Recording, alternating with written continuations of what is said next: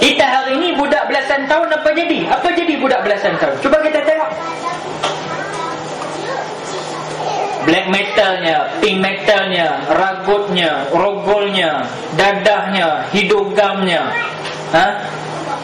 menonton video lucahnya. Sampai toki video lucah ni kenal lah. Datang je dia, stok baru dah. Baru.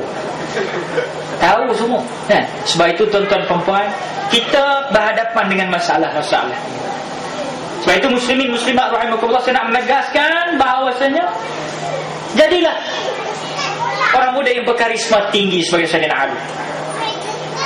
Juga Abdullah, anak laki Abu Bakar. Apa kerja Abdullah? Abdullah kerja dia sebagai pihak polisi di kantora. Tahu polisi di kantora? Pegawai polis. Tapi pegawai polis yang tidak didaftarkan ketika itu, dia menjadi special branch ketika itu. Special branch macam mana? Dialah yang duduk menyelinap masuk ke dalam majlis-majlis kaum kafir Quraisy. Bila Abu Jahal, Abu Lahab bermesyuarat, tak mana mereka nak cari Rasulullah ini, kod 7 belah mana mereka nak pergi, berapa askar mereka nak pergi, berapa polis mereka nak gunakan. Yang bagi tahu balik pada Nabi dengan pak saudara Nabi, Sayyidina Abu Bakar, adalah anak ayah dia sendiri, adalah namanya Abdullah. Ini SB yang baik, special brand yang baik, yang bermutu, yang berkualiti. Sebab itu saya nyatakan bahawa tuan-tuan, bekerjalah kerana Allah. Kita bertugas menjaga keamanan negara, tapi yang paling penting, jadilah orang yang menyampaikan, bukan tohmahan, bukan perkara-perkara fitnah, tapi perkara-perkara yang kamu halusi ianya mengikut acuan akidah syariat dan akhlak, bukan sekadar mengikut perintah Tuhan. Sebab apa yang dilakukan oleh Abdullah, anak lelaki Abu Bakar, dia menjadi seorang SB juga, tapi SB yang bertakwa. Hari ini saya kesal sedikit tuan. Ini cerita isu lah, ini isu. Pada 21-22 hari bulan yang lalu, bertempat di Stadium Perak. Nama stadium tu Stadium Indra Mulia, negeri Perak. Darul Rizwan mengadakan julung-julung kalinya Majlis Muhrajan Islam, Karnival Islam. Maka dekat luar tu penuh lah macam berada-berada kita niaga ni, booth-booth, semua produk Islam halal. Jadi kerajaan negeri Perak bersama dengan Jabatan Agama Islam Perak Jait teringin nak mengadakan juga, sekadar takkan malam tu kita bagilah sedikit persembahan, dia kata. Maka Alhamdulillah, malam itu diadakan 2 malam berturut-turut Majlis Kesenian Islam, konsert. Malam pertama kumpulan Rabbani dan Wahidah, dan malam kedua setelah diperbincangkan oleh pihak panitia program, termasuk dengan pihak polis, termasuk dengan pihak Jabatan Agama, semua sekali, Jabatan Kerajaan Perak, negeri Perak, lulus dah nama Rabbani dan Wahidah hari pertama.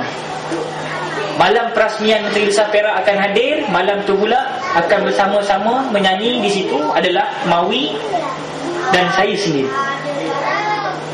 Tuan-tuan, saya 16 tahun tak beraksi di Stadium Perak tu. Kalau dulu 16 tahun dulu aku menyanyi juga, tapi umpama Pontianak harum sambal malam lah aku dalam stadium tu.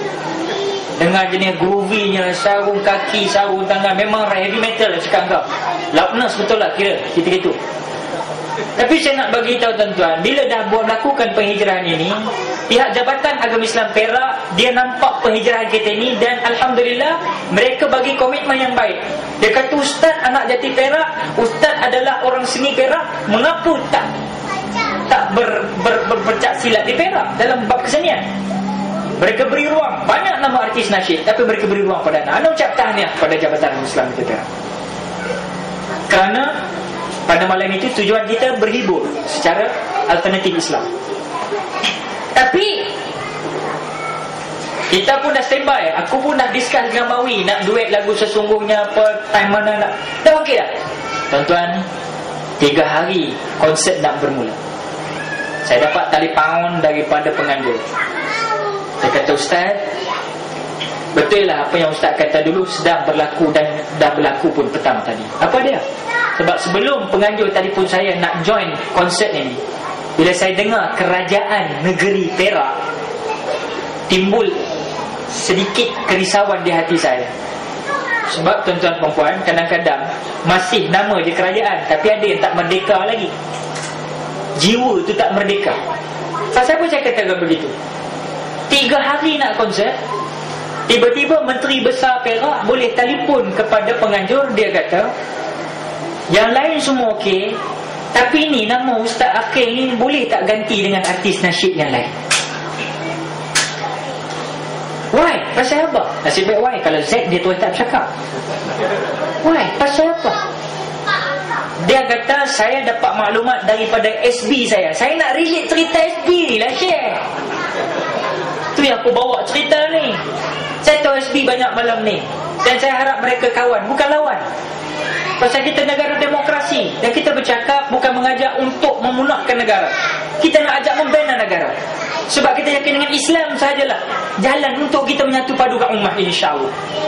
Tuan-tuan, saya nak bagi tahu, dalam kira 3 hari lagi Menteri Besar telefon beritahu penganjur, tukar Ustaz Aqil Hai. Okey, penganjur pun ada kail juga. Dia kata tak apa, pasal malam yang kedua, malam perasmian. Jadi mungkin Menteri Besar datang, dia tak sanggup nak tengok aku kat atas stage. Tak apalah, penganjur kata tak apa, Datuk, tak apa ni, Yang Muhammad, kita tukar Ustaz Aqil pergi hari yang pertama. Mana tukar lah antara Rabbani Wahidah tu, bubuhlah aku situ, artis yang hari pertama pergi hari kedua. Apa dia kata?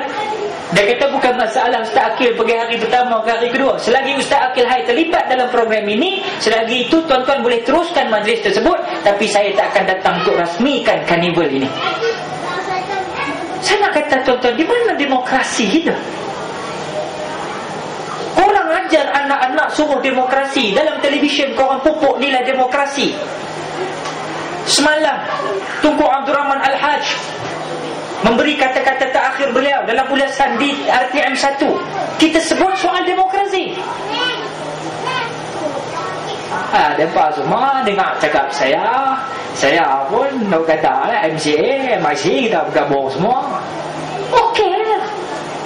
Tapi dengan orang lain kita boleh bergabung. Dengan orang yang sama akidah dengan kamu tak boleh bergabung. Ni apa cerita? Saya minta maaf tuan-tuan, kalau kita nak sebut soal politik tuan-tuan,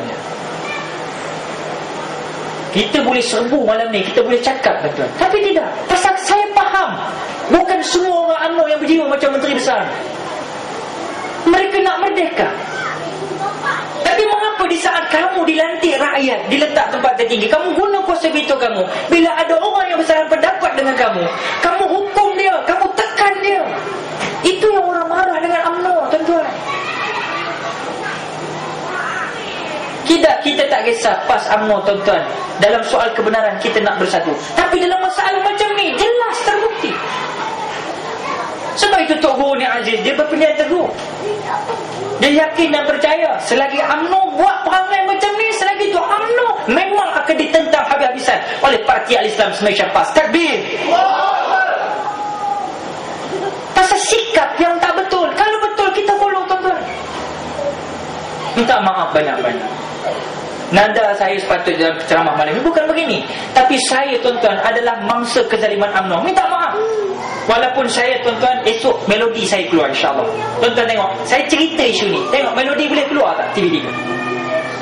Baru ni saya buat press conference. Melodi datang terjah saya terjah dia balik. Hang nak terjah aku, hang kena keluar cerita ni. Cerita Menteri Besar ni menggagalkan program konsert. Bukan program politik. Bukan saya nak berceramah, saya nak menyanyi. Tapi kerana korang PAS, kerana saya aktivis PAS, saya dituduh begitu hebat. Tak boleh. Sekat rezeki dia.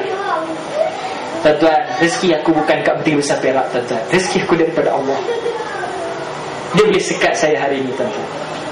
Tapi insya-Allah, orang yang menerima apa yang kita buat, orang yang tahu menilai apa perjalanan kehidupan kita, ke mana kita nak bawa remaja, dia orang sendiri boleh faham. Dan mereka yang memulakan permusuhan, bukan kita. Dia tak bagi kita masuk.